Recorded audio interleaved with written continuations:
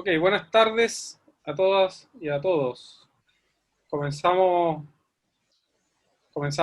18:30 con esta nueva sesión del diplomado en este cuarto módulo que tiene por objeto enfocarnos en algunos aspectos procesales o procedimentales, si se quiere, y de litigación, ¿no? La primera semana nos va a acompañar Tito Alarcón, quien va a hacer algunos apuntes relacionados con el procedimiento laboral. Desde luego ese es un tema demasiado amplio, que no podemos abarcar en una semana, en dos sesiones, en todo lo que implica, ¿no? Desde luego sabemos desde ya, ¿no?, que hay varios procedimientos laborales, no hay un único procedimiento laboral, ¿no? Por lo tanto, nos vamos a enfocar en hacer una mirada, digamos, panorámica hoy, con énfasis en algunos temas, y vamos a hacer un ejercicio a partir de esos temas. Tito va a ir explicando eso en un rato más. Entonces van a ser dos temas en el ámbito del procedimiento ordinario laboral, dos temas en el procedimiento de tutela y dos temas relacionados con el procedimiento monitorio laboral. ¿Ya? Eso es lo inmediato. Ahora, eh, como saben ustedes, este cuarto módulo estaba inicialmente planificado para presentarse de manera presencial, ¿no? Esa era la idea optimista, por ahí en mes de agosto, ¿no?, de que posiblemente a esta altura estaríamos con una situación un poco mejor en relación con la pandemia y sería posible hacer alguna modalidad presencial o semipresencial, ¿no es cierto?, que es lo ideal, particularmente para los ejercicios de simulación. Pero como no es posible, trasladamos todos los contenidos y ejercicios al entorno online. La litigación hoy día en la realidad, digamos, se está haciendo online también, así que no es mucha la diferencia con lo que se vive en la realidad, como ustedes saben. Voy a compartir pantalla para explicar un poco cómo vamos a organizar, cómo se van a organizar las sesiones, ¿no?, en términos de los tiempos, para que vayan planificándose. Va a haber un calendario también disponible para ustedes hoy mismo, pero yo voy a ir explicando las sesiones previamente para ver si alguien tiene alguna pregunta o consulta. ¿Okay? A ver. Bien. ¿Se ve, cierto? ¿Alguien me puede ratificar? ¿Se ve la pantalla? Sí, sí. Sí, Sí, se ve perfecto. bien. Gracias. Ok, bueno, esta semana 24, 26 tenemos sesiones sincrónicas en la hora acostumbrada, 18:30 hasta cerca de las 20 horas, ¿no? Y vamos a comenzar con lo que yo les adelantaba, la presentación introductoria sobre el procedimiento laboral a cargo de Tito. Y a partir de lo que hoy día discutamos, se va a generar un ejercicio que es una lluvia de ideas, ¿no? Hay una plataforma que se llama Padlet, no sé si alguno de ustedes lo conoce. Si no, bueno, la van a conocer, está disponible ya, debiera estar disponible en la plataforma de la universidad, y es una distribución básicamente de temas, un esquema que distribuye los temas en que ustedes les vamos a pedir ser parte de una lluvia de ideas, ¿no? Una lluvia de ideas en que en los 6 ámbitos temáticos que hemos definido, les vamos a pedir que nos aporten, bueno, desde luego preguntas, dudas, comentarios, casos que hayan tenido en relación con esos temas, para poder generar una discusión mayor profundidad en la sesión del día jueves.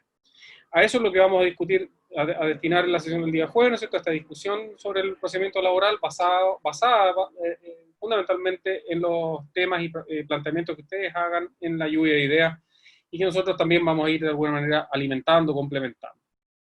La próxima semana nos vamos a enfocar derechamente en litigación. El día martes conmigo van a ver algunos principios generales de litigación, algunos temas relacionados con, digamos, llamémosle la lógica adversarial, la lógica estratégica que está implícita en todo procedimiento de esta naturaleza, y que se expresa de manera muy clara en la idea de teoría del caso, ¿no? Probablemente ustedes muchas veces han escuchado hablar de la teoría del caso, pero sigue siendo quizás un concepto poco delimitado, poco precisado. Lo vamos a tratar de precisar a través de un ejercicio que vamos a hacer en relación con el caso que vamos a trabajar la primera parte de este segmento, de este módulo. Vamos a hacer un ejercicio de planificación, ¿no es cierto? Planificación de un juicio. ¿Cómo debería yo planificar mi juicio, en este caso laboral, ¿no? Utilizando una planilla en que ustedes tienen que hacer una serie de distinciones, ¿no? Eso vamos a ver el martes, y el día jueves Jorge del Escobal, defensor laboral de Osorno, nos va a dar algunos apuntes ya derechamente sobre litigación, discutiendo, conversando sobre algunas herramientas de litigación y su correcto uso, o desde la perspectiva de él, ¿no? Esto es materia siempre de discusión, en el ámbito laboral, ¿no? Yo también voy a estar presente ahí para ir haciendo algunos contrastes probablemente con otras materias, ¿no? Donde pueden haber algunas diferencias en la litigación, si bien los principios básicos en sistema adversarial son los mismos, hay algunas diferencias que el legislador ha establecido, o advertido o inadvertidamente, ¿no? En la legislación laboral en particular, y eso lo vamos a ir viendo. Después de eso, comenzamos con ejercicios de simulación, es decir, les toca a ustedes, con el mismo caso que vamos a planificar la próxima semana, realizar ejercicios de simulación. La idea es que todos y todas alguna vez pasen por estos ejercicios antes de la evaluación final. Y lo vamos a hacer en 2 salas, ¿no? Si se fijan, la sesión del 9 de diciembre nos vamos a separar en 2 salas. En una sala va a estar Jorge con Sergio, en la otra sala yo con Tito, y vamos a preparar simulaciones. A ustedes les va a corresponder, por ejemplo, hacer el examen directo y contraexamen de un testigo, ¿no? El testigo, vamos a tener unos actores para este propósito, estudiantes de la carrera que nos van a acompañar, ¿no es cierto?, para ustedes los interroguen de acuerdo a las reglas que previamente hayamos estudiado. La siguiente semana, bueno, digo, la misma semana, ¿no? Esto es el 9 de diciembre, es el ejercicio de simulación. El 9 de diciembre es miércoles. Es el único día en que cambiamos, un poco alteramos el calendario usual, porque el día 8, recuerden ustedes, es martes feriado, ¿no? Del 8 de diciembre. Por lo tanto, como estamos muy cortos con los temas y no podemos en realidad perder sesiones, dejamos esta sesión para el 9 de diciembre. Ahora, si alguien tiene problemas ese día en particular, bueno, puede hacer el ejercicio de simulación en la siguiente sección, que va a ser el 15 de diciembre. Así que no hay problema. El día miércoles, ojalá estén todos, digamos, pero no van a alcanzar a simular todos, ¿no? Vamos a planificar en dos grupos. Litigación. Bueno, el segundo tema lo presenta el día 10 de diciembre Jorge del Escobal, segundo tema relacionado con litigación. Vamos a dejar en esa misma semana algunos materiales disponibles en temas anexos, conectados, ¿no es cierto?, como principios y herramientas de negociación, particularmente útiles en ciertos momentos, ¿no?, de la discusión en el entorno laboral, en el momento de la negociación colectiva, particularmente, ¿no? Y también vamos a agregar algunos elementos sobre recursos, probablemente algún material que pueda ser utilizado por ustedes en su ejercicio profesional. Continuamos con ejercicio de simulación el 15 de diciembre, en la misma dinámica, es decir, 2 salas. Y el 17 de diciembre hay una clase sobre recursos, que va a estar a cargo de Jorge del Escobal. Esta no es una clase, diría yo, centrada exclusivamente en lo procedimental. Puede haber algunos aspectos procesales que se discutan, pero lo más probable, conociendo a Jorge, es que se presente o se enfoque desde la perspectiva de algunos casos, ¿no es cierto?, desde la perspectiva de algunas líneas jurisprudenciales que valga la pena discutir, en relación con los recursos en el ámbito laboral, ¿no es cierto?, de unificación, etcétera, ¿no? Él va a presentar eso el 17 de diciembre. Y la evaluación final del módulo se va a hacer en 2 días, ¿no? Vamos a trabajar aquí en grupos, van a tener que utilizar, o sea, trabajar con los mismos grupos que tienen. Sé que hay algunas personas que no tienen grupo, para efectos del ejercicio van a tener que agruparse, ¿no?, porque no alcanzamos en tiempo a hacer ejercicios individuales, que sería, digamos, lo ideal. Entonces el día 22 de diciembre, día martes, ya muy cerca de Navidad, 18 a 21 horas, y tenemos planificación de evaluación del final del módulo, nuevamente en 2 salas, es decir, 2 juicios paralelos. Ahí van a trabajar 4 grupos, ¿no? 2 demandante-demandado, digamos, en cada una de las salas. Y ahí vamos a trabajar con un juicio completo, juicio laboral completo. Desde luego lo vamos a tratar de abreviar con algunas, quitándole algunas, podándolo un poquito, ¿no?, sacándole algunas partes, pero la idea es que se ejercite desde el comienzo hasta la parte final del juicio. Y los grupos que no simulen el día o no se evalúen el día 22, se evalúan el día 23, exactamente el mismo formato, ¿ya? Eso es, no sé si alguien tiene alguna pregunta, duda, inquietud o sugerencia respecto del calendario o de la estructura de trabajo para este módulo. Profesor, ¿Sí? la verdad que no tengo ninguna duda de la estructura del calendario, pero sí quería hacer mención antes de empezar la clase. No sé si sea la única, pero como yo no he tramitado, no sé si tiene ¿Hay algún audio de audiencia preparatoria y de juicio? Porque igual he estado estudiando a través de la página perjudicial algunas causas, pero no puedo acceder a los audios, o sea, no sé cómo sale el audio, pero no puedo acceder al audio. Ajá. De algún modo, pero lo desconozco. Entonces veo solamente los escritos y me gustaría acceder a algún audio. Ok. Sí, bueno, podríamos conseguir algunos audios completos de juicio. Ahora, eso es un arma de doble filo, porque tiene que ser un muy buen audio, un muy buen juicio, ¿no? A veces cuando uno toma un modelo y sigue un modelo, si el modelo es bueno, está todo bien, pero si el modelo no es tan bueno, uno se queda con un mal ejemplo y puede continuar, perpetuar a veces problemas en la manera de enfocar el juicio. Pero sí, las dos clases que toma Jorge y que yo apoyo un poco, vamos a dar bastantes, probablemente, ejemplos, utilizando quizás videos, algunos audios.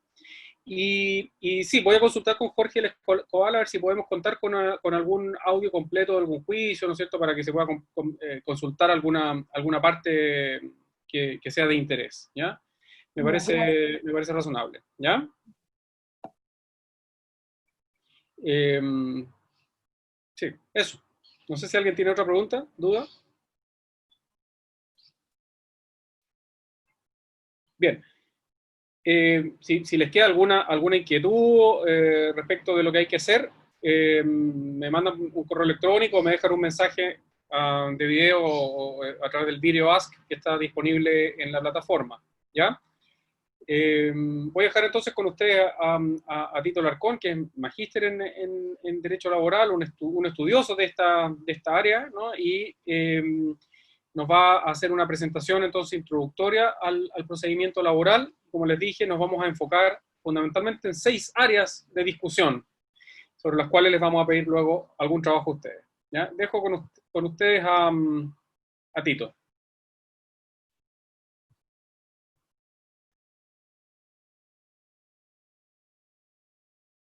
Tito, estás sin audio. Estás sin audio. Esa es una técnica que tengo para demorar un poco. No, bien, gracias Alberto, gracias Sergio, a los dos por atreverse a invitarme a participar del Magíster. La verdad que para mí es realmente un honor, un placer estar acá. Yo soy hincha número 1 de la Universidad de los Lagos, así que agradecerlo y la idea es poder ver algunos temas, más que nada es conversar, que se relajen. Esto no va a ser una clase llena de diapositivas respecto al proceso laboral. No los quiero confundir tal vez con tanta información, tal vez que es una materia demasiado extensa, que en pregrado se ve en un semestre, en 2 semestres incluso. La idea sí es poder ver tal vez aspectos relevantes del proceso laboral, tanto el procedimiento de aplicación general, el procedimiento de tutela, el procedimiento monitorio, cosa que de alguna forma antes de entrar a estos ejercicios de litigación puedan tener una claridad respecto a la estructura del procedimiento. Estos procedimientos, con la reforma de la ley 20.087, sin lugar a dudas ha traído ciertos aciertos, pero también algunas dudas donde efectivamente es la jurisprudencia la que se ha encargado de resolver de manera creativa los vacíos o los inconvenientes que se han ido presentando, pero ha sido una mejora sustancial en el acceso a la justicia. Se han disminuido enormemente los tiempos de tramitación. Muchos de nosotros tramitó y estudió tal vez en los tiempos en que se tramitaban esos expedientes verdes, donde había mucho formalismo, existían todas estas legulilladas, por decirlo de alguna forma, el tema de las tachas, el pliego de posiciones, las certificaciones de que el término probatorio estaba vencido, observaciones a la prueba, los puntos de prueba, los autos para fallo, la citación para para oír sentencia. Y estos juicios eran eternos, eran realmente eternos, duraban 3, 4, 5 años, desde que se comenzaba y la Suprema tal vez resolvía algún recurso que se interponía. En este proceso antiguo, los jueces eran jueces lectores, eran jueces invisibles, los jueces no se veían en absoluto y venían solamente a tomar el expediente al final del juicio. Incluso ni siquiera al final del juicio, porque muchos se acostumbraban en el sistema antiguo delegar todas las facultades en el actuario, incluso los jueces tenían falladores, ¿ya? Y estos falladores hacían el fallo, se lo entregaban al juez y muchas veces el juez ni siquiera hacía ningún tipo de modificación. Entonces era un juez lector, no tenía ningún contacto con la prueba y todo se delegaba a los funcionarios del tribunal. Ahí regía, seguramente ustedes saben, el dicho la justicia tarda pero llega. ¿Ah? Pero el problema es que, como todos sabemos, una justicia tardía, la verdad es que no es justicia, y teniendo en consideración principalmente el carácter alimentario de las remuneraciones, de las prestaciones laborales. Derechamente vamos a entrar a ver un poco los procedimientos. Voy a ver si soy capaz de compartir pantalla.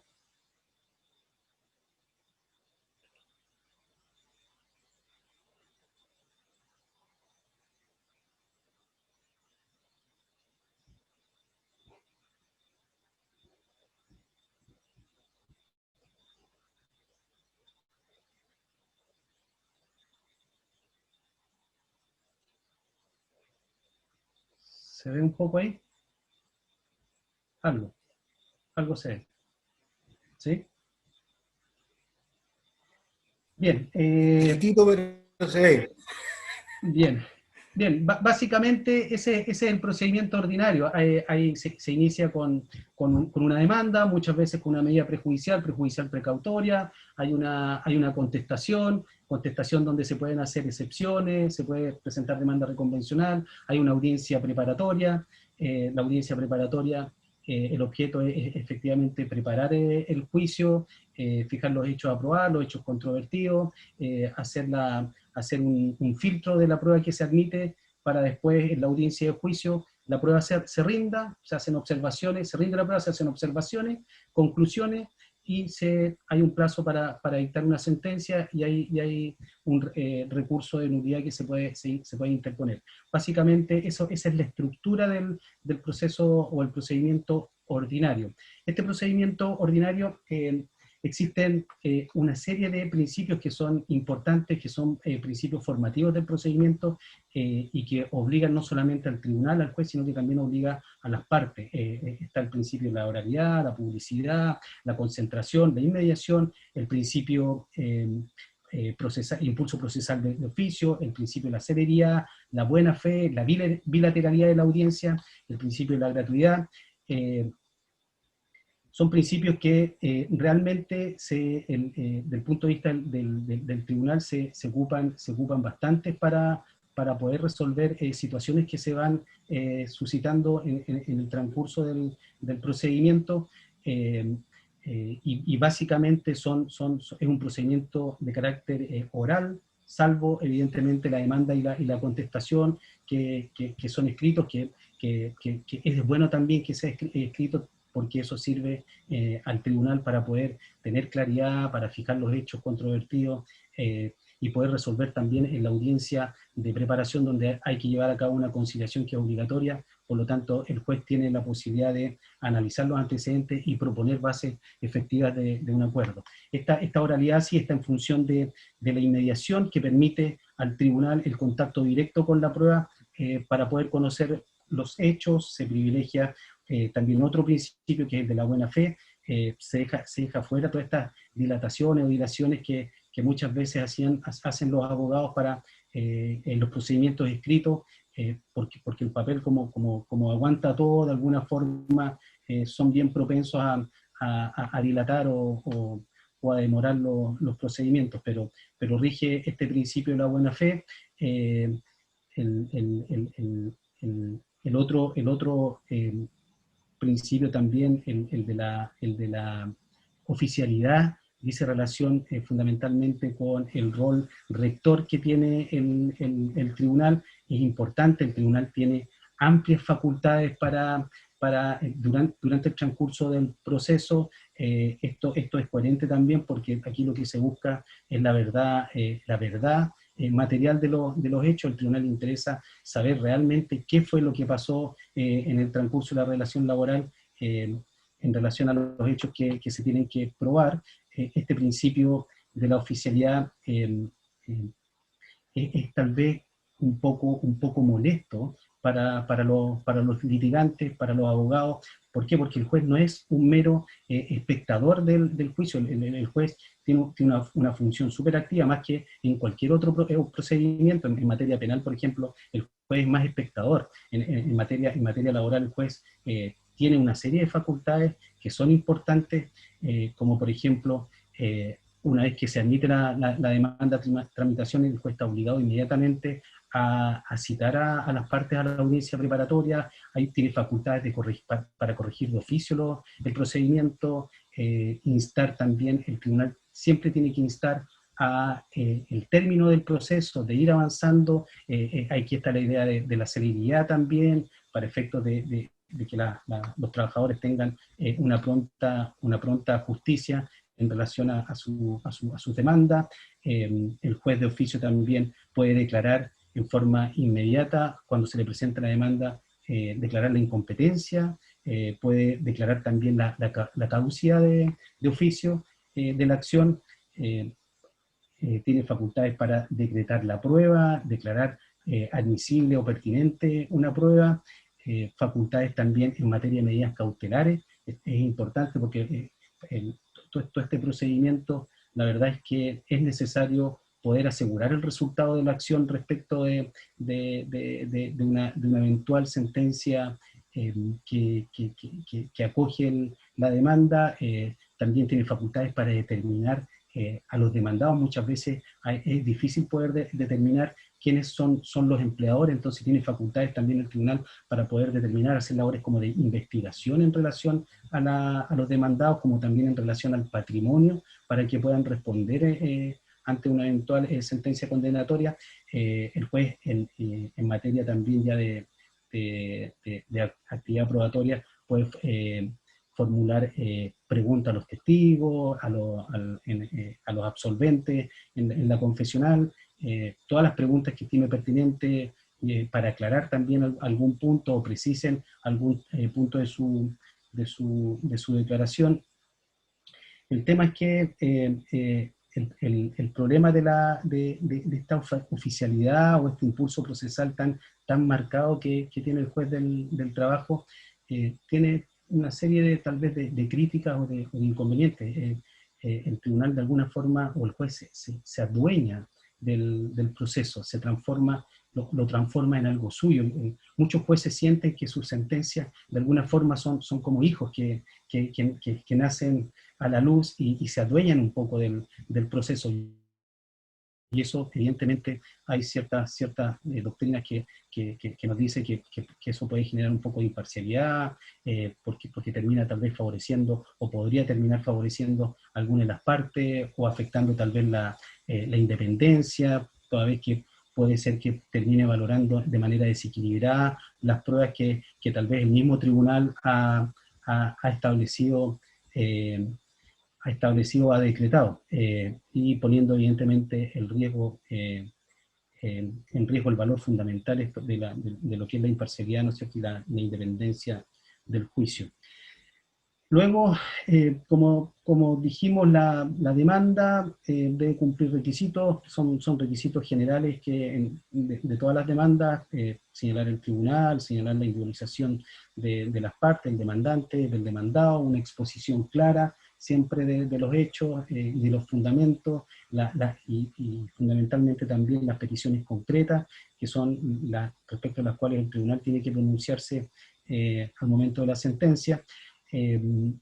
También tiene que, como ya lo dijimos, tiene que declarar la inadmisibilidad de la demanda en caso de incompetencia, en caso de caducidad de la acción, en el evento que han transcurrido más de los 60 días que establece la ley para efecto de presentar una demanda, el cual plazo que se suspende cuando se presenta un reclamo ante la Inspección del Trabajo.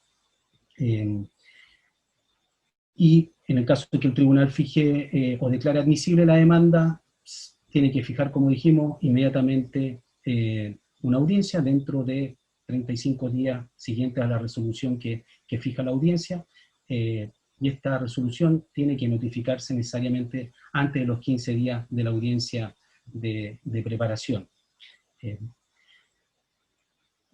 Esta contestación también tiene que ser escriturada, se tiene que contestar 5 días antes de la audiencia preparatoria. Lo importante es que esta demanda y esta contestación que es escrita permite o facilita fijar los hechos a probar y también facilita el llamado a conciliación, toda vez que el juez en teoría, el tribunal en teoría, debería llegar a la audiencia con esta demanda y contestación ya analizada para efectos de poder proponer bases de acuerdo, lo cual muchas veces no sucede en muchas situaciones dependiendo de la realidad de cada tribunal, sobre todo los tribunales mixtos de alguna forma, donde hay más carga de trabajo, donde hay más materia, los jueces tienden a llegar a las audiencias de preparación y en ese mismo momento se informan o se enteran de la demanda, de las pretensiones, de la contestación. Por lo tanto eso un poco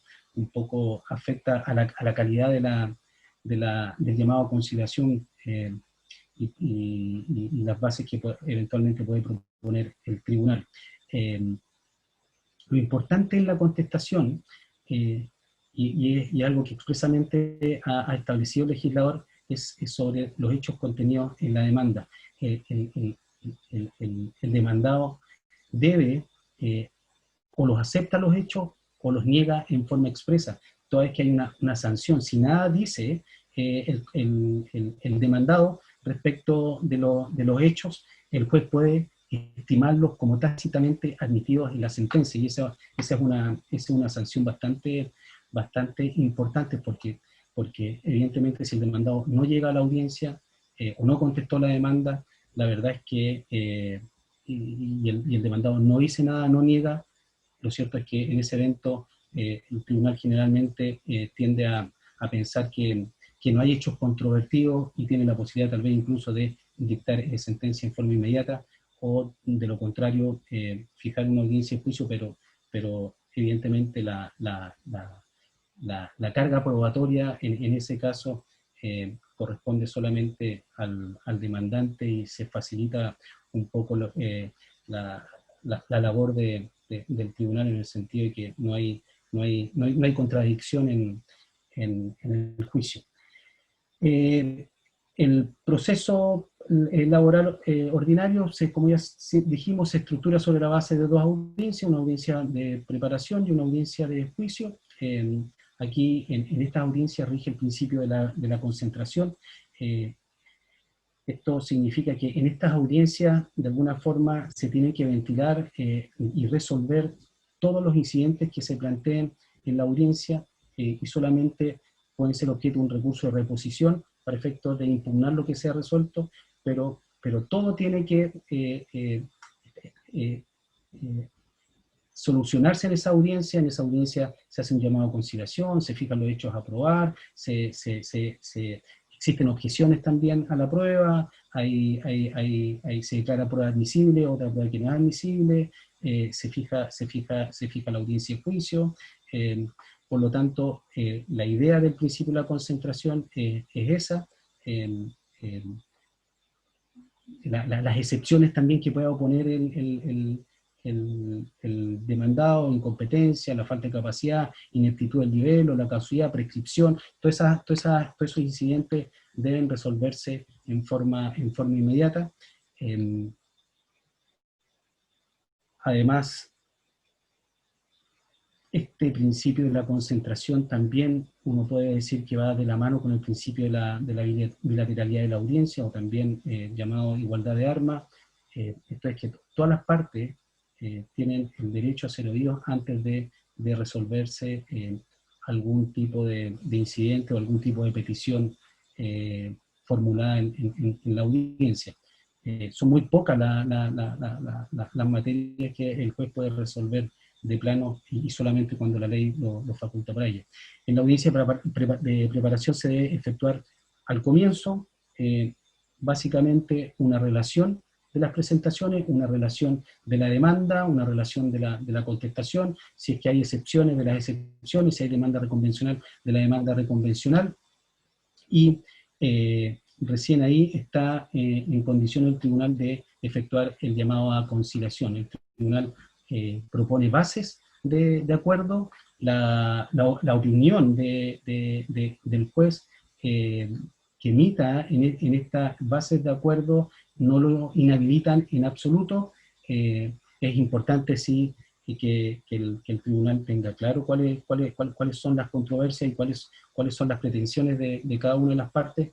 Esto es bastante novedoso porque en teoría incluso los que han estado en las audiencias de preparación de materia laboral, hay jueces que derechamente emiten una opinión y incluso hacen una prognosis respecto a lo que puede pasar durante el juicio, o sea, y trata de alguna forma no de presionar, pero sí de instar a que las partes puedan lograr un acuerdo, una conciliación, y de alguna forma también los intervinientes pueden entender qué es lo que arriesgan o no arriesgan ante un eventual juicio.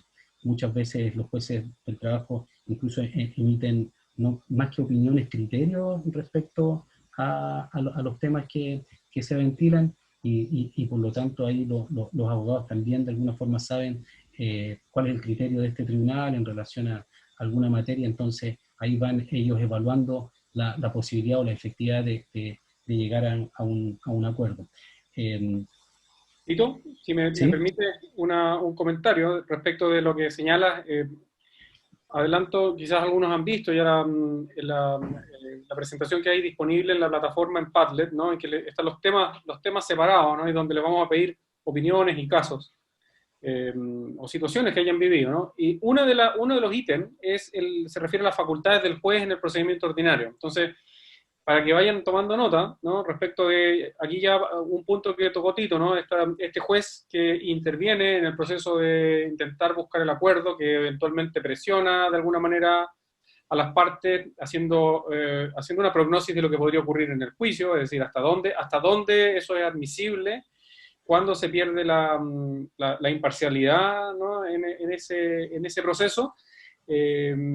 En ese ámbito, diría yo, puede que existan en la experiencia profesional de ustedes, quienes hayan tenido experiencia tramitando laboral, quizás ya algunas situaciones dignas de comentar. Entonces, para que las vayan tomando nota, y en el Padlet, ¿no? En las facultades del juez, que es el punto a discutir, ¿no? Las vayan incorporando después de esta clase. Eso nada más, Tito. Gracias, Alberto.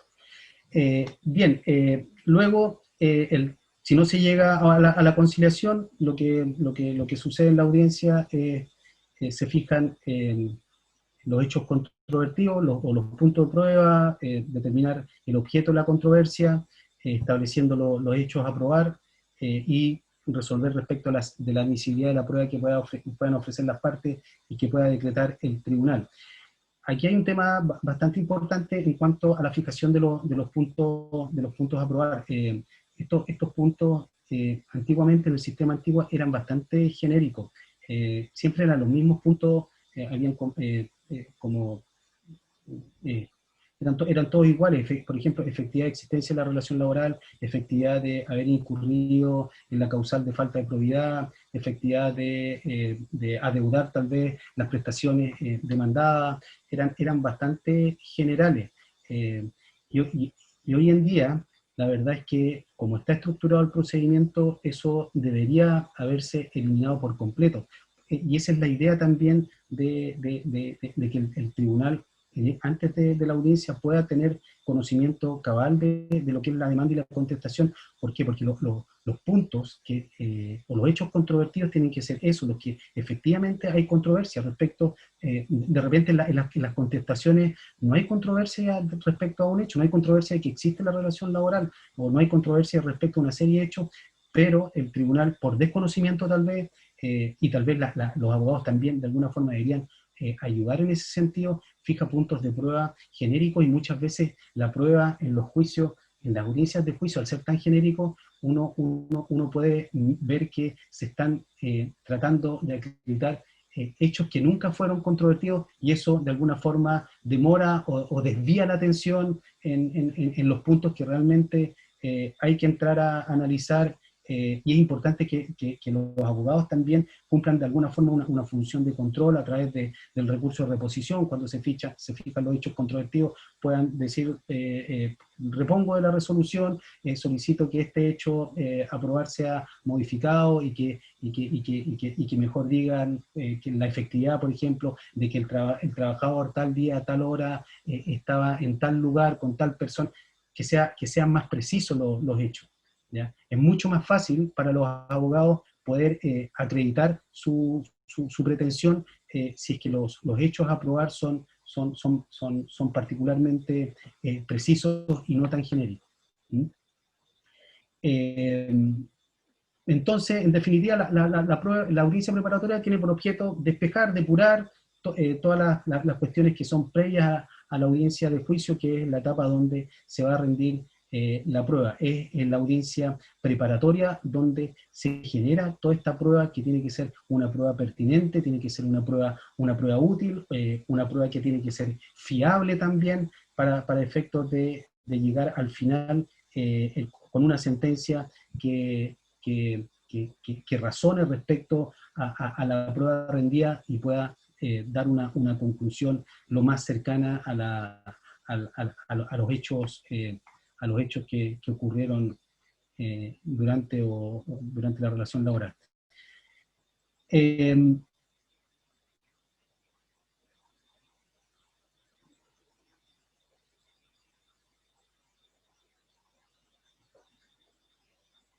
general, en materia laboral rige el principio de libertad de prueba.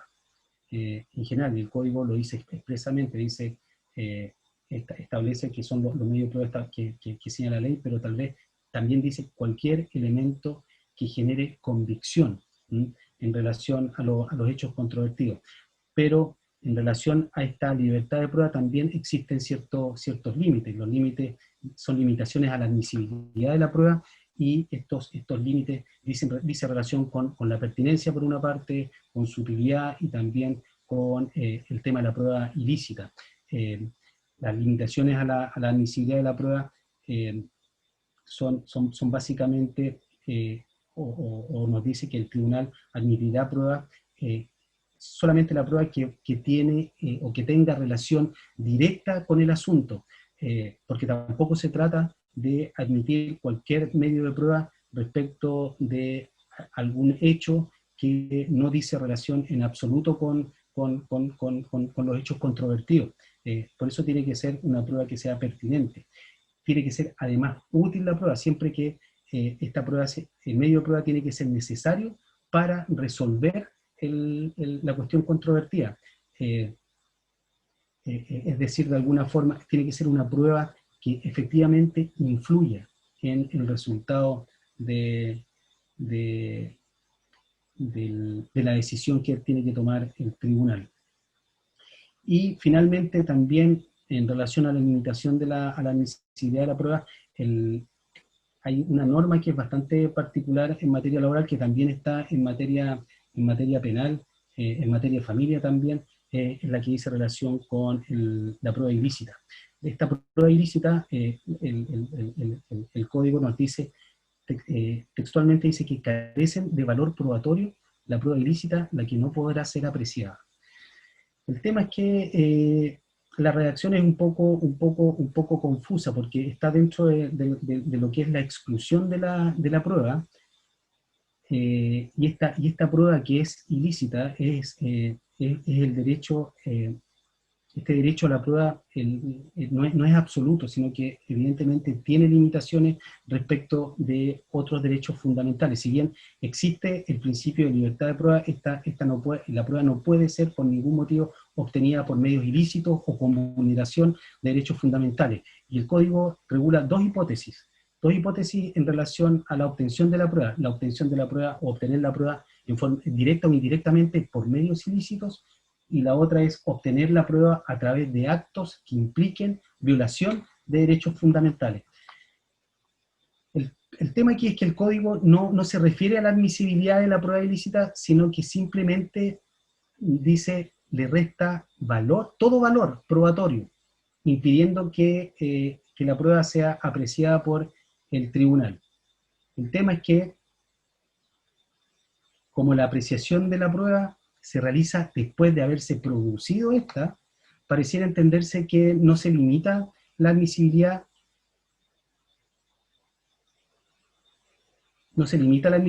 específica de la prueba, sino que la prueba de todas formas se ofrece tal vez, se rinde incluso, y el juez en la audiencia de juicio o al momento de hacer la sentencia tiene que restarle todo valor probatorio, toda vez que el código expresamente impide que ésta sea apreciada por el tribunal, y por lo tanto, en este sentido, esta prueba, más que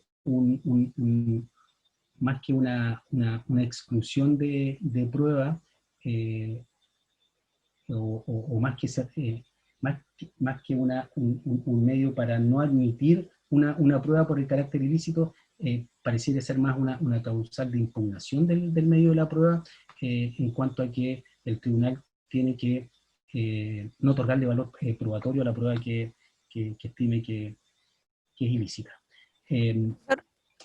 Perdón, en ese sentido, al momento, no sé, porque una de las partes ofrezca prueba ilícita, yo, o sea, asumo que la contraparte tendría que, no sé, o reponer o exponerse, solicitar que se excluya esta prueba, y si el tribunal no, en el fondo no se pronuncia o acepta que se presente esa prueba, es una forma de preparar el recurso de nulidad, ¿cierto? Exacto. Porque Esa es la si forma. uno no se opone en el fondo a la presentación de la prueba, el tribunal va a resolver, va a considerar esa prueba al momento de resolver. En la práctica, esa es la forma que tienen los abogados para preparar el recurso, es solicitando la exclusión de la prueba. El tribunal puede ser, o lo más probable es que tal vez no acoja la exclusión, o puede ser que sí, eso va a depender del criterio del tribunal, pero si esa prueba en la sentencia es valorada en perjuicio de la parte que efectivamente intentó su exclusión, puede fundar un recurso de nulidad efectivamente en prueba ilícita, y hay mucha jurisprudencia que echa abajo la sentencia o los juicios porque se apreció esa prueba, y tal vez esa prueba es la prueba más importante para efectos de acoger o rechazar una demanda.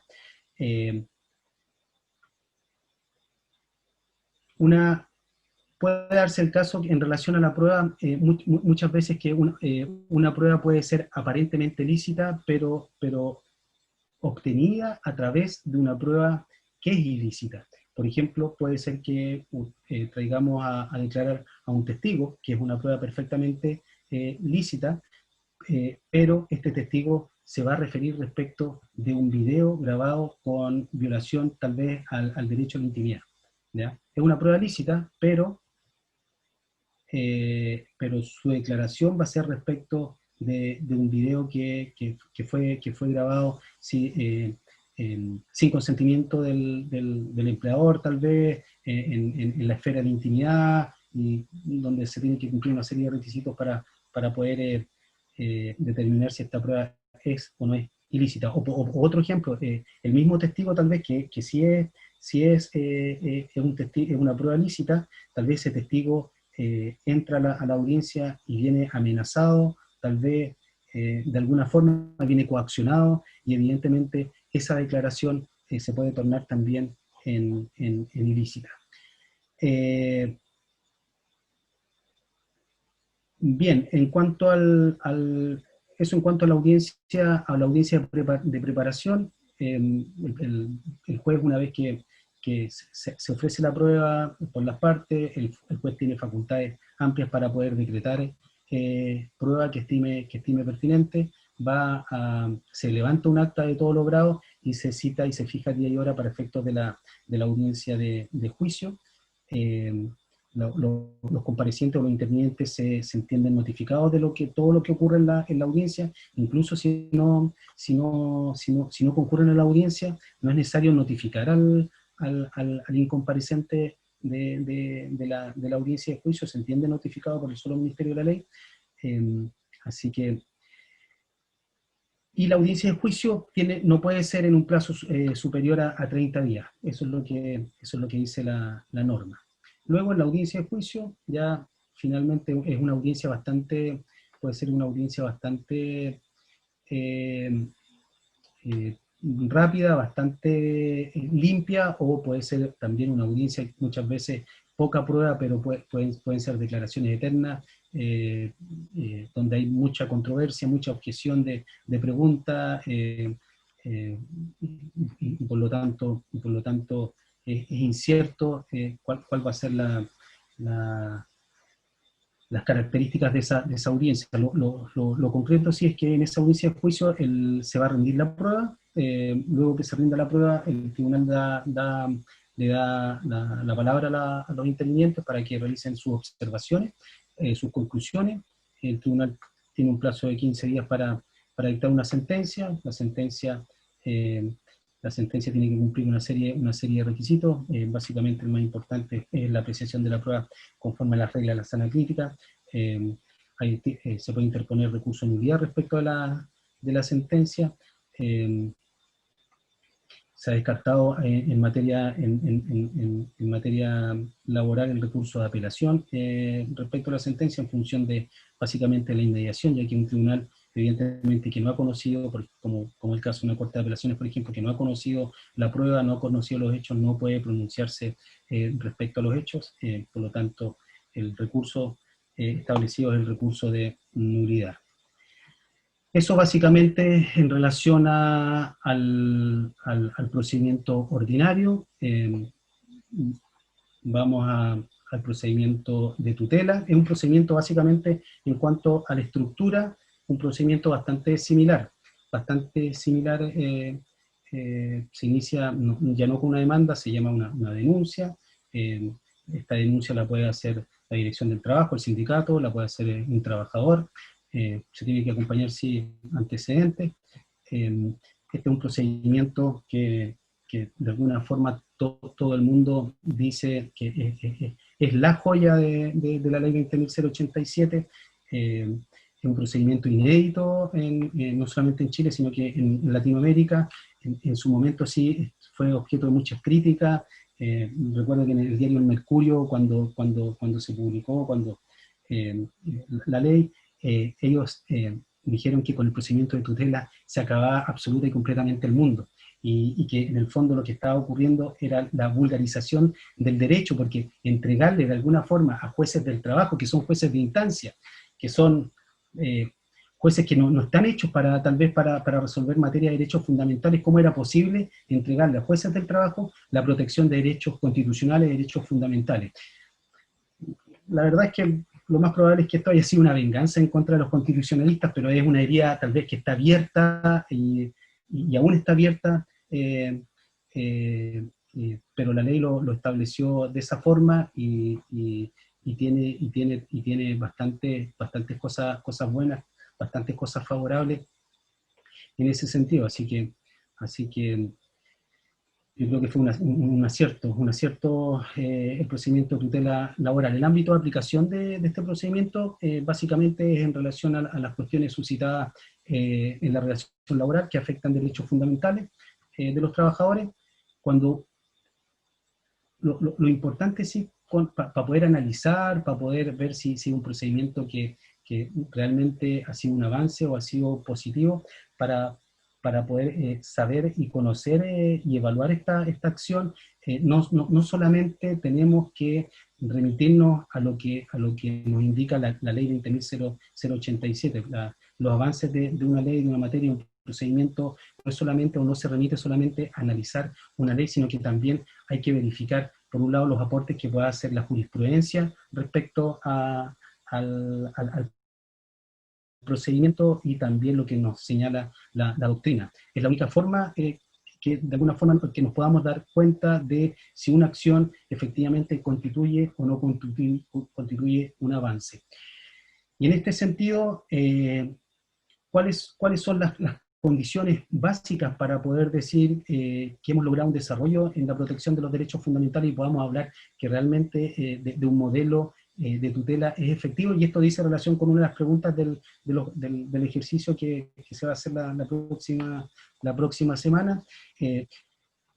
Básicamente se tienen que cumplir tres condiciones que hay que analizar y llegar a una conclusión respecto a si realmente es un avance o no un avance. La primera condición es respecto a lo que dice relación con avances conceptuales en torno a los derechos fundamentales. La segunda condición es respecto a efectivamente analizar lo que dice la ley respecto al procedimiento, y un tercer aspecto que también es muy importante dice relación con los modos argumentativos que son compartidos en la comunidad jurídica por abogados, por la jurisprudencia, por todos los que intervienen en el ámbito jurídico. Es importante también tener claro cuáles son los modos argumentativos que se utilizan para resolver este tipo de materias. En primer lugar, en la primera de las condiciones, dijimos que debe existir avances conceptuales en torno a los derechos fundamentales. En este sentido fue el gran precursor o el que cumplió una función realmente importante fue la jurisprudencia administrativa de la Dirección del Trabajo, la que comenzó a hablar de los derechos fundamentales. Fueron ellos, en los años 90, empezaron con dictámenes y con la creación conceptual de una serie de instituciones que hoy en día ya están más consolidadas, y fueron ellos antes que el legislador, antes que la jurisprudencia. Y en este sentido incorporaron una serie de conceptos, como por ejemplo el concepto de la eficacia normativa de la Constitución. No sé si recuerdan ustedes a Roeda Alexis, que era alemán, que nos decía una frase bastante curiosa, que en el fondo la Constitución era poesía constitucional, ¿ya? Y que la Constitución, la verdad es que eran palabras vacías. ¿Por qué? Porque la Constitución o los tratados internacionales no existía ningún tipo de eficacia normativa, o sea, no había una aplicación tal vez directa de esas normas al caso concreto que resolvían los tribunales. Al ser incorporados estos conceptos a través de la Dirección del Trabajo, eficacia normativa de la Constitución, aquí se produce definitivamente y derechamente un cambio cultural gigantesco, importante. Las normas constitucionales de naturaleza laboral desde ahí comienzan a ser vinculantes, derechamente.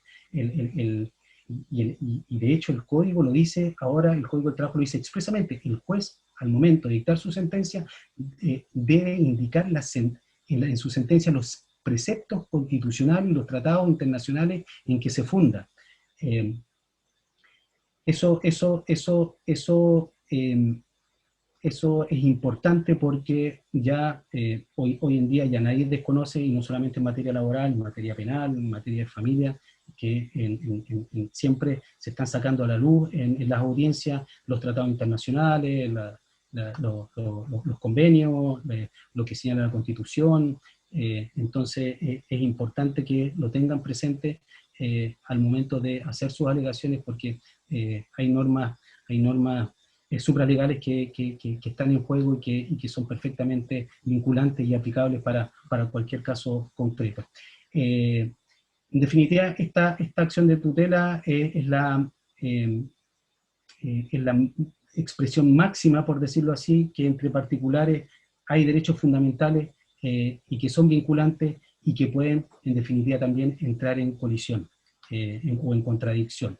Otro concepto también incorporado por la Dirección del Trabajo es la desigualdad de poder en la relación laboral. Es un concepto también que ha sido acuñado por la jurisprudencia administrativa de la Dirección del Trabajo.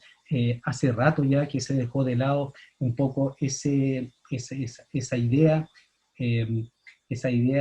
del derecho civil que nos dice que entre el empleador y el trabajador en una relación entre particulares existe un plano de igualdad contractual. Por lo tanto, el Estado no debe meterse de alguna forma en esa relación.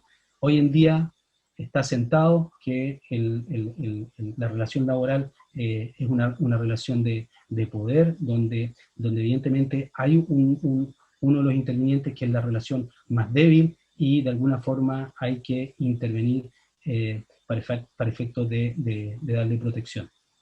Eso seguramente lo vieron también en las otras clases, que tuvieron con los profesores. Este poder que se ejerce no solamente lo puede ejercer el Estado, sino que evidentemente también un particular. Hoy en día, no sé si tuvieron conocimiento, hace pocos días, el 9 de noviembre, salió la ley 21.280 que estableció o amplió el ámbito de aplicación de la acción de tutela derechamente a los funcionarios públicos, ¿ya? Pero eso era un tema que por lo menos la jurisprudencia ya lo tenía solucionado. La jurisprudencia de la Corte Suprema ya había señalado que la acción de tutela también se aplicaba a los funcionarios públicos. Por un lado es bueno que la ley también lo reconozca expresamente, pero ojo,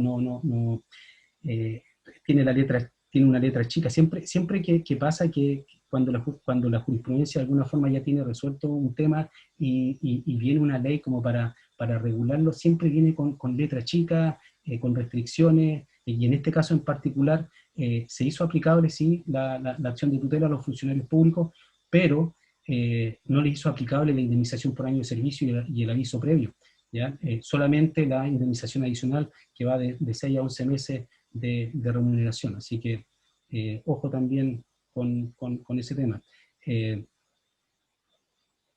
Lo que sí también le hizo aplicable en caso de discriminación de los funcionarios públicos, pueden optar también a la reincorporación o a la indemnización adicional.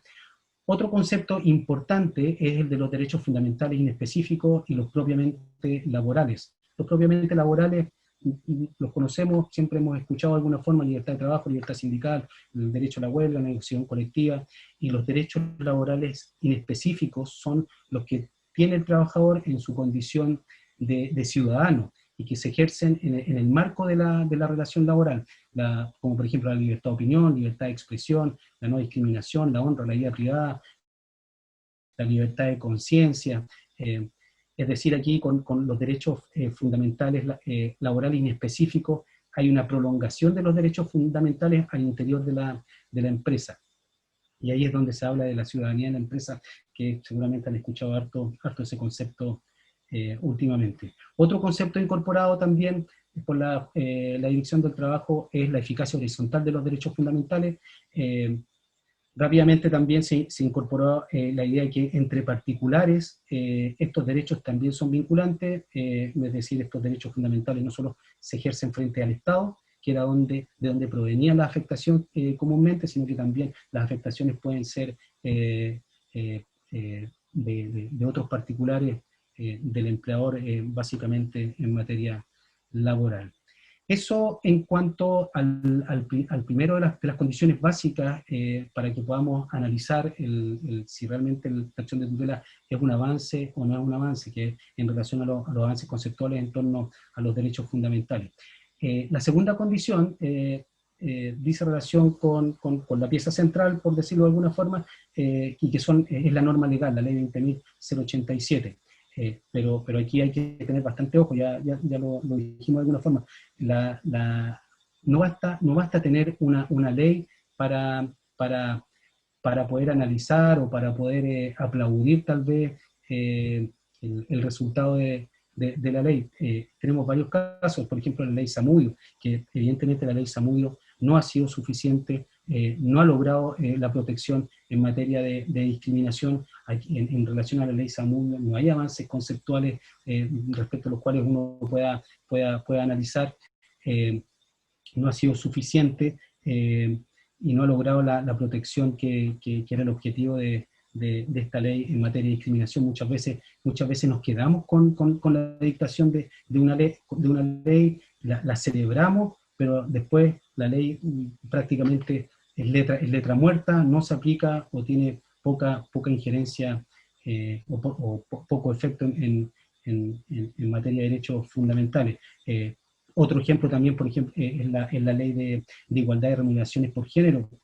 Creo que el artículo 62 bis del Código del Trabajo, la verdad es que esa ley fue letra muerta, porque también no hay ningún tipo de avances conceptuales en relación a la materia, por un tema también, seguramente un tema de carácter cultural. Por eso es necesario, si bien es necesaria una ley, una institucionalidad que proteja los derechos fundamentales, estableciendo, en este caso en particular, una acción judicial, es una acción judicial que de alguna manera vino a resolver un tema pendiente, que era la idea de falta de justiciabilidad de los derechos fundamentales. Todos conocemos el artículo 5º de la Constitución, artículo que nos dice que, del Código del Trabajo, que nos dice que las facultades del empleador tienen como límite las garantías fundamentales de los trabajadores. Pero este artículo era letra muerta, nunca fue invocada, nunca fue aplicada tal vez. Por lo tanto, esta acción de tutela, la ley 20.087, lo que vino a hacer es, le vino a dar vida a la protección de los derechos fundamentales, y por lo tanto ha sido bastante útil en ese sentido. También la ley ha establecido un catálogo importante de derechos, es un catálogo bastante razonable de derechos que ha establecido la ley. La jurisprudencia también ha dicho o ha aportado que este catálogo de derechos no es un catálogo cerrado, sino que también hay otros derechos fundamentales que perfectamente pueden ser tutelados a través de la acción. En todo caso, sí, están prácticamente todos los derechos centrales del ser humano, incluso se agregó un derecho fundamental nuevo, que es el derecho o la garantía de la indemnidad. Se agregó, y es un derecho fundamental de carácter legal. Y de hecho la garantía de la indemnidad es tal vez el derecho más acogido por la jurisprudencia de tutela. Este derecho de no ser objeto de represalias por la acción de fiscalizadora de la Inspección del Trabajo o la interposición de acciones judiciales. Si bien es una norma de rango legal, esta indemnidad es, por decirlo de alguna forma, es la manifestación del derecho a la tutela judicial efectiva. Y tuvo tan buen rendimiento este derecho a la indemnidad, que se amplió incluso a los testigos que participan o declaran en los juicios contra el empleador. Algo también notable, creo yo, que la acción de tutela es la prueba indiciaria para acreditar las vulneraciones, este indicio suficiente que habla la norma, que vino a establecer una rebaja en el estándar de la prueba para acreditar la vulneración de derechos. El demandante o el trabajador que considera que ha sido vulnerado solo debe acreditar una sospecha razonable, lo cual ayuda enormemente a la protección de estos derechos. La ley Zamudio, por ejemplo, no lo hizo, no estableció este mecanismo, esta fórmula de solamente tener que acreditar indicios suficientes. La ley Zamudio exige al Tribunal Civil acreditación y convicción absoluta de la discriminación. Por lo tanto, aquí es el empleador el que debe justificar su actuar, debe explicar también el fundamento de la medida y su proporcionalidad. Lo que muchas veces hacen los empleadores como forma de reaccionar es que tal vez levantan otro derecho fundamental afectado por ellos para generar una supuesta colisión de derechos fundamentales, y evidentemente el juez va a tener que ponderar cuál derecho fundamental es el que en el caso concreto tiene que prevalecer.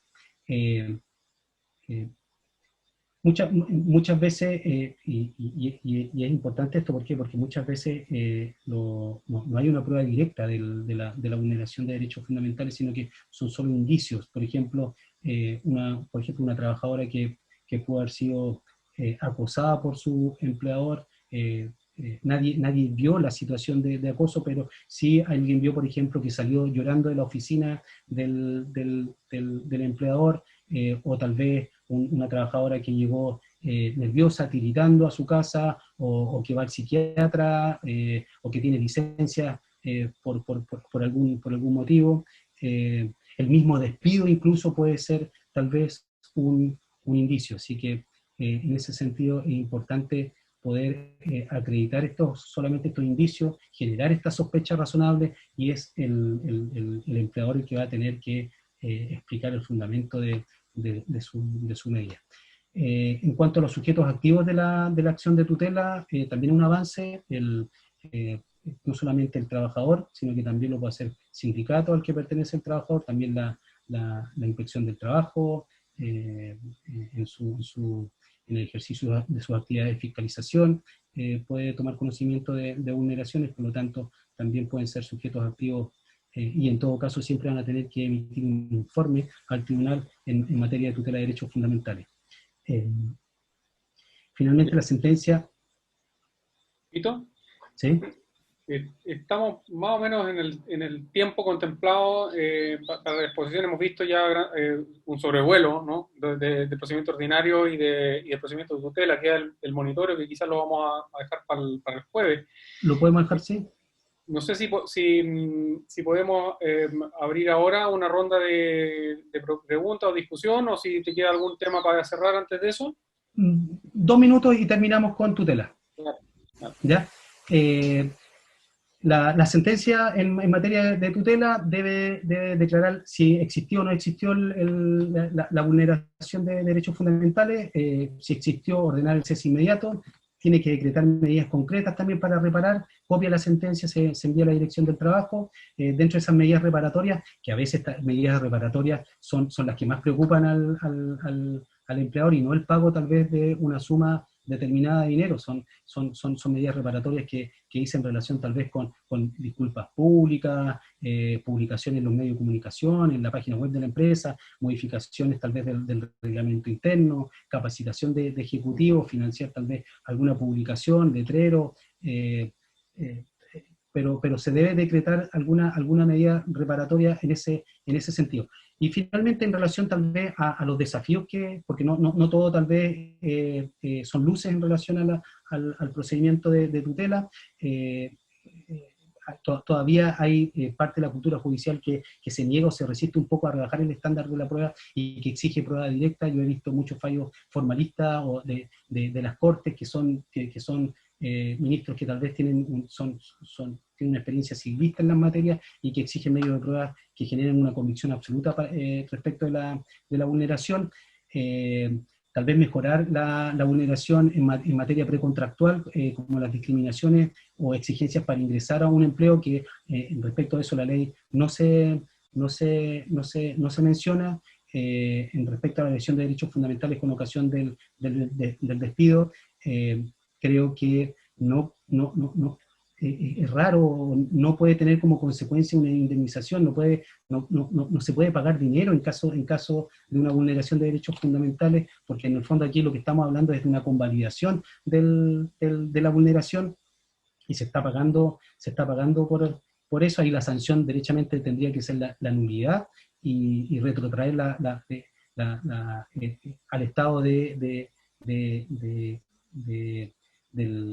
anterior a la existencia de la vulneración. Y finalmente, el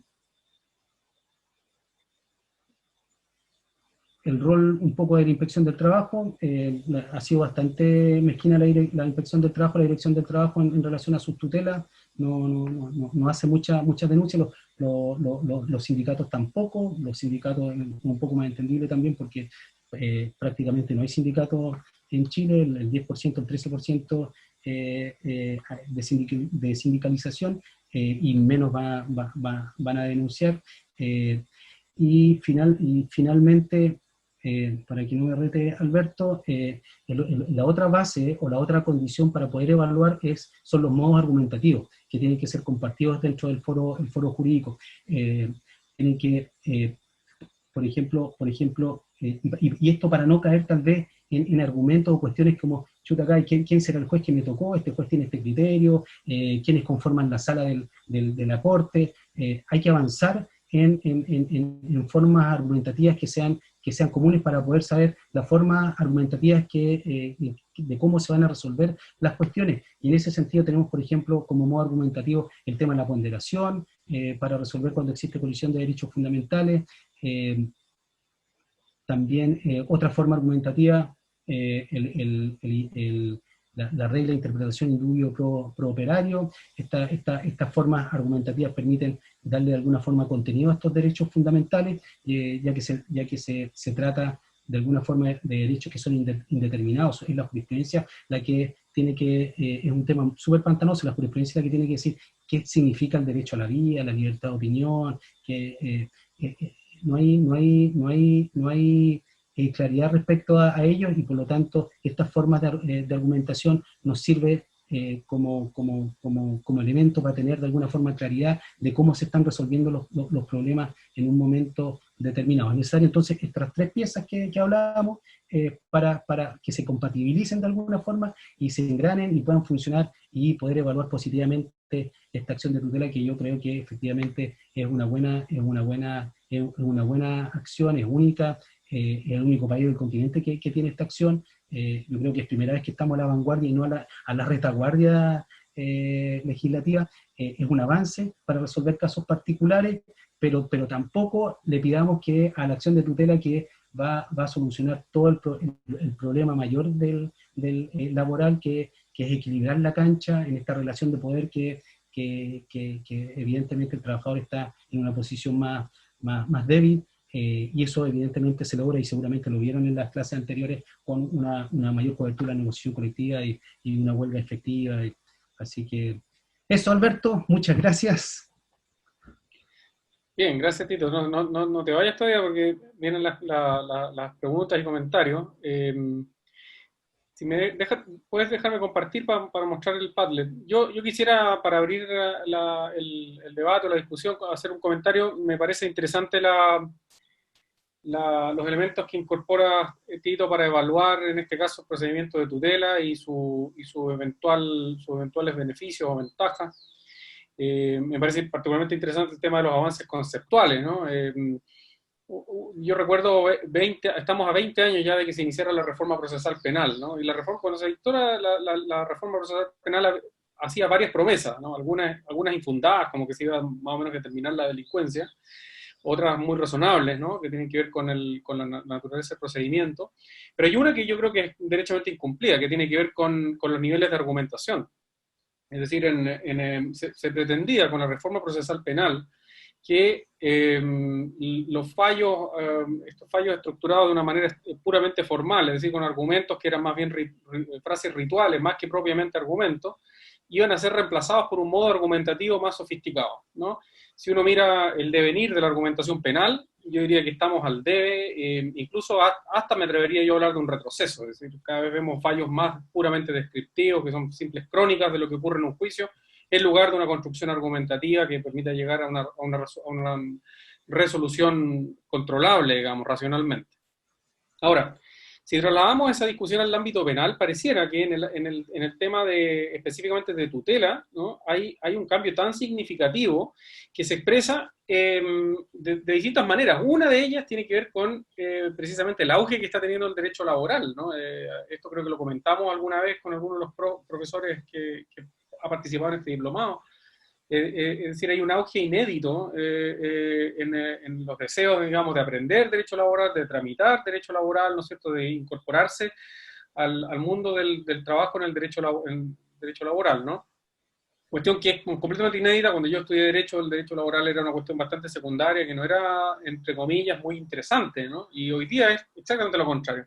Quizás el procedimiento de tutela tiene ese mérito, ¿no? Y no es un mérito simplemente, digamos, no es porque sea un bonito adorno simplemente, sino porque incorpora nuevas categorías conceptuales al abanico de herramientas argumentativas que los jueces tienen necesariamente que utilizar. Es decir, esto pone a los jueces en la necesidad, ¿no es cierto?, de razonar en clave constitucional, de utilizar nuevos conceptos, de incorporar algunos esquemas discutibles o no, ¿no? Como el tema de la ponderación, está muy de moda, digamos, la ponderación tipo Roberta Lexi, ¿no? En tramitación o en dictación de sentencia de primera instancia en Chile. De manera que hay una creciente, incipiente aún, diría yo, pero creciente sofisticación de los niveles argumentativos en el entorno laboral. Y eso al menos desde mi perspectiva, puede calificar como un mérito, ¿no? En este caso, el procedimiento de tutela en la línea con lo que comentaba Tito. No sé si alguien tiene algún comentario adicional, si puede comentar alguna experiencia o alguna pregunta, derechamente, para Tito. Tito, te pido que dejes de compartir para compartir yo también el Padlet, por favor. Ya, voy a dejar de compartir. Acá.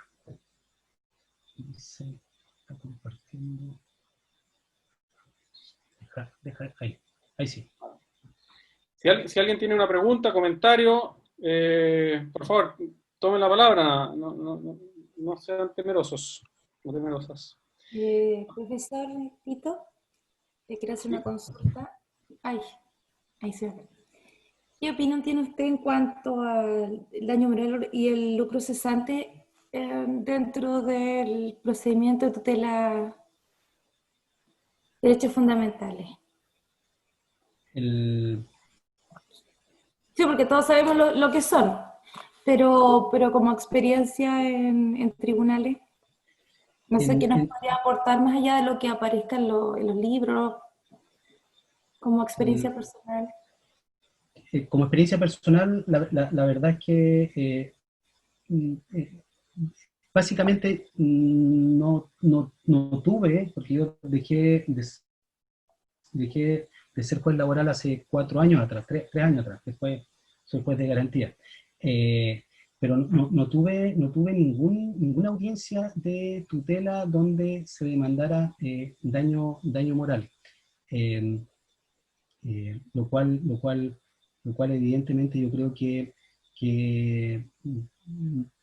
por algún motivo los propios abogados tal vez consideraban que se trataba de una materia que no era el objeto de la acción de tutela, sino que era en materia tal vez de otro tipo de acción, pero evidentemente yo creo que la vulneración de derechos fundamentales está íntimamente relacionada con el daño moral, porque la afectación en estas materias es tan grande de repente en relación a los trabajadores que la única forma de reparar la vulneración de derechos fundamentales o de retrotraer todo a un estado relativamente normal o al estado anterior es justamente tal vez iniciando acciones para efecto de que se repare el daño moral. También hay otro camino que también dice relación un poco con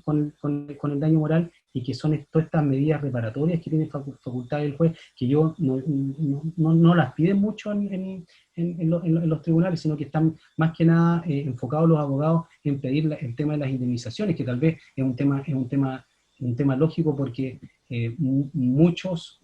muchos abogados, sus honorarios depende no de la reincorporación, no de que se repare o no el daño moral, sino que depende del pago de estas indemnizaciones por año de servicio, por falta de aviso previo, o estas indemnizaciones adicionales, y están más enfocados en el tema pecuniario, más que en el tema del daño moral.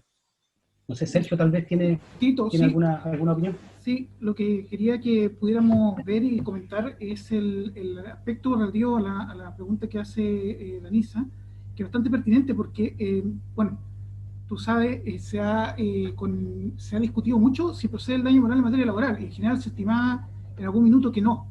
Entonces, con esto del procedimiento de tutela, con los nuevos tribunales laborales, se ha ido abriendo la posibilidad de que se considere el daño moral por los jueces laborales. Se ha visto también, no sé qué puede aportarnos tu experiencia, el asunto relacionado no solo con la tutela, porque la tutela, como dices tú, van a ser las partes las que van a plantear y van a determinar si es que en definitiva el tribunal va a tener que conocer o va a tener que resarcir el daño moral. Va a depender de los abogados. Si los abogados están timoratos, como has señalado tú, claro, es difícil que el tribunal lo vea, pero la justicia laboral se ha abierto a analizar este tipo de materias, y en específico, y no solo con relación a la tutela, con las enfermedades profesionales. No sé si te ha tocado ver algún aspecto en que se declara la enfermedad profesional por los organismos respectivos, y luego los demandantes pretenden que se indemnice el daño moral, porque la única forma de reparar esta enfermedad profesional, fuera de las prestaciones que otorgan los institutos aseguradores, es precisamente obtener una indemnización y un resarcimiento de daño moral. ¿Qué piensas tú en tu experiencia respecto a la procedencia en general del daño moral, no solo en la tutela, sino un poquito más abierto a los procedimientos laborales? O sea, podríamos plantear, por ejemplo, pensemos en una persona que es despedida por falta de probidad. Los tribunales en general se han visto bastante reticentes a indemnizarlo por daño moral porque ya se le indemnizó con las indemnizaciones que establece el artículo 168.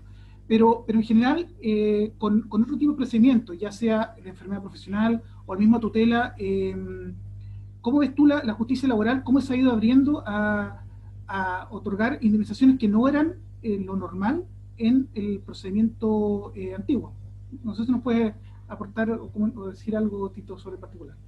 Yo creo que la jurisprudencia, la Corte Suprema ha resuelto ya el tema del daño moral en el procedimiento de tutela, y cada vez esto de a poco se ha ido abriendo, se ha ido aceptando un poco más.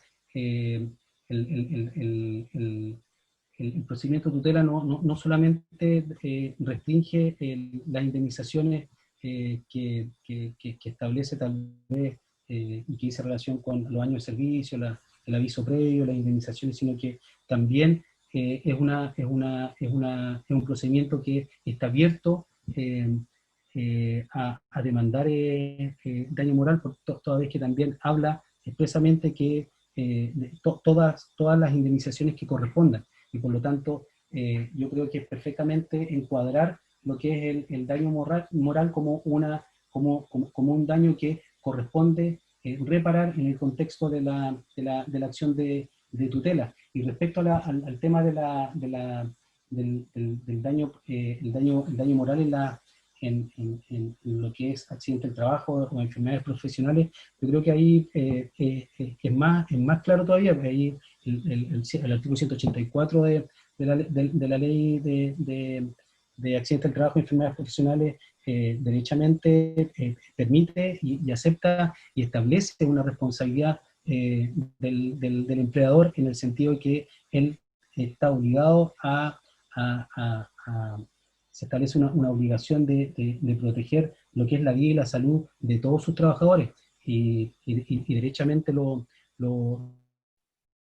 permite. Incluso ha habido ciertas discusiones también, incluso ya un tema más práctico, que es, yo lo vi en algunas oportunidades en las inspecciones del trabajo, donde se firmaba un finiquito y el finiquito establecía esta renuncia a todas las acciones que puedan emanar de la relación laboral. En su momento hubo alguna discusión si efectivamente correspondía, en el contexto de la ley de accidente del trabajo y enfermedades profesionales, procedía o no procedía que el empleador pueda demandar después, a pesar de haber firmado su finiquito, donde renunciaba a las acciones, procedía o no una demanda por daño moral, lo cual los tribunales de a poco también han ido aceptando estas demandas. Básicamente el argumento es que no se puede renunciar a derechos fundamentales. La renuncia de derecho en un finiquito tiene que ser una renuncia específica, es una transacción eso, y por lo tanto la renuncia tiene que ser clara, precisa, y si va a renunciar a un futuro daño moral, por lo menos tiene que decirlo en el finiquito: renuncio a cualquier tipo de acción en relación al daño moral que me hubiese producido tal vez el accidente o la enfermedad profesional. Pero aún así va a depender de un tema de criterio, si es un derecho que está realmente disponible para las partes, en el sentido de poder disponer y renunciar en un finiquito. Yo personalmente creo que el daño moral es un derecho fundamental, no está a disposición de las partes, y esa cláusula eventualmente podría ser hasta nula. Mientras si es que alguien tiene alguna otra pregunta, mientras la piensan, están viendo ahora un recurso pedagógico que está en la plataforma. Esta es una presentación en Padlet, para que no conoce esta plataforma. Aquí, si se fijan, están distribuidos los 6 temas, ¿no? 2 temas de procedimiento ordinario, facultades del juez laboral y la prueba ilícita; 2 temas de procedimiento de tutela, condiciones para que este constituya un avance, protección de derechos fundamentales de trabajadores, algo de lo que ya habló Tito, ¿no? vulneración de derechos fundamentales con ocasión del despido, naturaleza de la sanción en caso de acogerse la denuncia. Y por último, dos temas en relación con el monitoreo que no hemos alcanzado a ver en este sobrevuelo tan a la rápida, ¿no? Y que se refieren a la naturaleza inquisitiva del procedimiento y los requisitos de la sentencia, motivación del fallo, análisis de la prueba. Ahí les puedo dar tal vez un pequeño cauque, por decirlo así, para que lo vayan viendo. El primer ejercicio respecto a al tema del procedimiento monitorio, dice relación por una parte la motivación del fallo. El legislador es bastante curioso. En los monitorios no exige, en la sentencia no exige que el juez motive el fallo.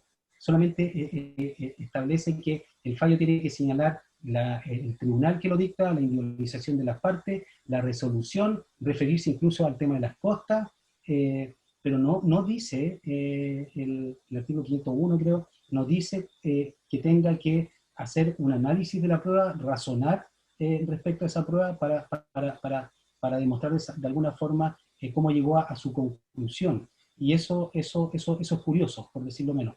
Y el otro tema del monitorio, que dice relación con la naturaleza inquisitiva, ahí también es curioso el procedimiento monitorio, porque es un procedimiento que se parte con una sentencia condenatoria en la mayor parte de los casos. Y es bastante inquisitivo, porque ahí no hay ningún tipo, es contrario al modelo adversarial, al modelo acusatorio, donde la contraparte tiene la posibilidad de argumentar, de decir si sí, si no, de poder decir algo. Acá es bastante inquisitivo, se dicta una sentencia en forma inmediata, y solo en el caso que el demandado reclame, recién ahí se va a iniciar un juicio contradictorio. Ese en el fondo es el problema. Bien, yo lo que quiero que puedan ver es cómo funciona esta plataforma para efectos del ejercicio que les vamos a pedir. De aquí en la sesión del día jueves a las 6:30, les vamos a pedir, ¿no es cierto?, que suban comentarios, si tienen alguna pregunta respecto a algunos de estos temas en específico. Si les queda alguna pregunta en algún otro tema, también la pueden incorporar acá, no hay problema.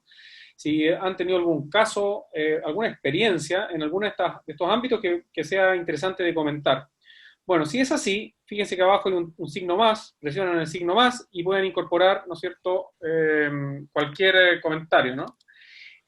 No solo eso, a partir de estos iconos de acá abajo, si ustedes pican los tres puntitos, pueden subir archivos, imágenes, videos de YouTube, de lo que sea, ¿no?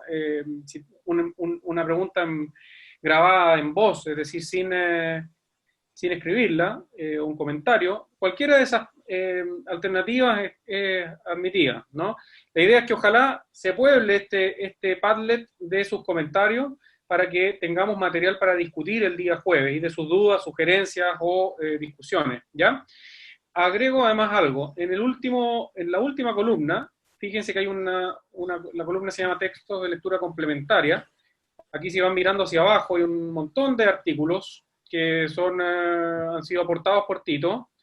Recomiendo en particular, para quien no tiene todavía una clara comprensión de cómo funciona el proceso laboral, revisar en particular el Manual de Juicio del Trabajo de la Academia Judicial, que está en el primer documento, un manual bastante completo, sucinto, de muy buena calidad, ¿no? De manera que es lo que se usa en la Academia para el entrenamiento de los jueces, ¿no es cierto?, para actuar en el proceso laboral, de manera que vale la pena conocer este texto y utilizarlo, ¿no? Bueno, y hay una serie de artículos en relación con estas materias. Entonces, esto está disponible en la plataforma. De aquí al jueves, ojalá, ¿no es cierto?, vayan subiendo todas sus preguntas, los casos de experiencia que hayan tenido. No sé si hay alguien que tenga alguna pregunta adicional en relación con los temas que ha tocado Tito o alguno de los temas que hayamos discutido en esta sesión. Profesor. Oh, estamos varios. Adelante, no sé quién fue. ¿Richard, parece? Acá igual. Parece que era Mauricio, Richard y Marcos. En ese orden, entonces, Mauricio, Richard y Marcos. ¿Cómo está, profesor Tito Larcón? Don Mauricio, tanto tiempo, ¿cómo le digo? Bien, aquí estamos. Profesor, una consulta en torno a lo que usted plantea y una duda recurrente, por lo menos en el tema de de la prueba ilícita, o quizás también, si lo viéramos en tema de familia, la prueba improcedente, respecto a cuando se desvincula por necesidad de la empresa, 161 hizo primero, y tiene que ver con este tema de la modernización o la regularización de la empresa, la disminución del recurso humano. Y pasa mucho que, claro, en general los abogados recomiendan, oye, pero no, si lo vas a reemplazar, no contrates al tiro, espera los 60 días, espera 90 días, pero en el caso del abogado del trabajador, digamos, o sea, si claramente existe y es claro que se reemplaza a ese trabajador, ¿qué facultades tiene en este caso el juez o la contraparte para suscitar pruebas que podrían calificarse como ilícitas? Por ejemplo, copia del contrato de trabajo del trabajador que reemplaza, digamos. O, ¿por qué lo digo? Porque a veces existe, por ejemplo, este tema del manual de funciones o el perfil del cargo, que normalmente en gran parte de la empresa no está actualizado. Entonces es difícil poder comparar de que las funciones que está cumpliendo el que reemplazó sean las mismas funciones del que se despidió. ¿Hasta dónde llega? Porque en definitiva el contrato de trabajo podríamos generar claramente que es de carácter privado, porque es entre el trabajador y empleador. O existe alguna posibilidad de compeler la entrega de esta documentación que pueda dar lugar a acreditar fuera de los testigos de vinculación improcedente o injustificada. Bien, hay hartas cosas en la pregunta. En primer lugar, recuerdan lo que decíamos en relación a que es importante no establecer puntos de prueba genéricos. Muchas veces los tribunales laborales, en su mayoría, establecen, en el caso de necesidades de la empresa, efectividad de que el trabajador fue desvinculado por la causal de necesidad de la empresa y no dicen nada más, ¿ya? Es importante que el abogado realmente pueda ayudar también al juez y pueda aportar puntos de prueba o pueda complementarlo, cosa de ir configurando un poco cuáles son los hechos o cuáles son los hechos que constituyen o no constituyen la causal de necesidad de la empresa. La necesidad de la empresa no es un tema que se traduzca únicamente en si fue contratado o no fue contratado otra persona, es un tema súper técnico, la necesidad de la empresa, y que dice relación con un tema financiero, contable, de funcionamiento de la empresa, que realmente tiene que ser acreditado, y no es solamente un tema de mercado, que bajaron las ventas, no, o sea, pueden haber otras medidas distintas que la empresa puede haber tomado para efecto de evitar tal vez el despido de un trabajador y optó derechamente por despedirlo. Entonces, es importante tener claro que es una causal que es técnica y que requiere escarbar en todos los antecedentes que realmente dan cuenta de la existencia de la necesidad de la empresa. Por otra parte también, ¿cuál fue la...? ¿Qué más me preguntaste, Mauricio? En el tema de qué forma podría el tribunal obligar o compeler o a la parte solicitar, no, por ejemplo, ahí está clarito, está el medio de prueba, la exhibición de documentos. Perfectamente puede solicitar el demandante, se exhiban los contratos de trabajo, eso no hay una causal que al empleador no se puede eximir de mostrar, es material público, incluso puede ser objeto hasta de una fiscalización, pueden pedirle a la dirección del trabajo que fiscalice tal vez y pida toda esa información, por lo tanto yo no veo ningún tipo de inconveniente de que se pueda exhibir, porque eso tiene una sanción bastante drástica al empleador si él se decreta una exhibición y él no llega con los documentos. Mi pregunta más encaminada es porque en definitiva uno podría pensar inmediatamente ya que testigos contesten, que declaren que hay una persona que está trabajando, tal vez la persona tiene tales funciones, pero una prueba que vaya más allá, porque al final la testimonial no es concluyente, si uno podría apoyarse en una prueba documental que sería, digamos, la exhibición de los documentos. Y uno se puede apoyar también a través de los otros medios de prueba en el sentido que, y tú también tienes que tener claro que aquí el principio de la primacía de la realidad es un principio que es fundamental. O sea, aquí da lo mismo lo que diga el documento, si tú estás en condiciones de acreditar lo que realmente ocurría en los hechos, a través de indicios incluso, incluso el código habla de presunciones graves, múltiples, que tal vez permitan de alguna forma acreditar el fundamento de tu demanda y acreditar los hechos a probar, es perfectamente factible hacerlo. Gracias, profesor. Richard, creo que era el segundo lugar. Sí, profesor. Adelante. Ya mire, teniendo bueno, en consideración la libertad probatoria, la inmediación que rige los procedimientos, y así como el criterio para apreciar la prueba en razón a la sana crítica, teniendo esos elementos, mi pregunta es relacionado al criterio que usted tendría, profesor, al solicitarle como un medio probatorio dentro de un procedimiento, bueno, tutela puede ser, o cualquier otro, pero tutela en específico, la declaración voluntaria del trabajador.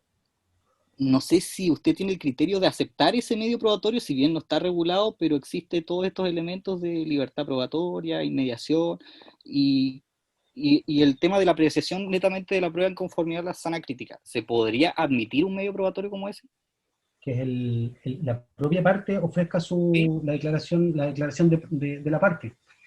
Justamente, la declaración del propio trabajador. Bueno, es un tema efectivamente que no está regulado. Hay tribunales que se oponen a esa prueba, básicamente porque consideran que tal vez es una prueba que es inútil, que incluso puede ser una prueba que no es fiable, que puede ser una prueba innecesaria, por distintos criterios pero yo no veo desde el punto de vista estrictamente legal y de las facultades que tiene el tribunal de poder acceder a esa prueba. No veo ningún inconveniente, además que es una prueba que eventualmente podría ser, que va a ser valorada por parte del tribunal, y el tribunal puede considerar que carece de todo valor probatorio, o tal vez puede ser una declaración que sí sirva para, de alguna forma, darle coherencia, o como elemento tal vez de ratificación, o a la demás prueba que se ha presentado.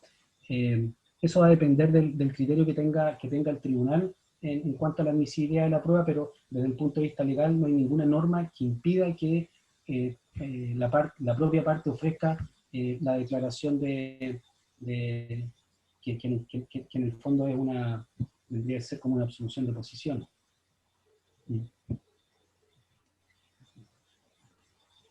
Y finalmente, Marco. Sí, quería hacer un comentario a propósito de la pregunta inicial de Danisa respecto a la procedencia del daño moral en la competencia del juez para declarar el daño moral en los juicios de tutela.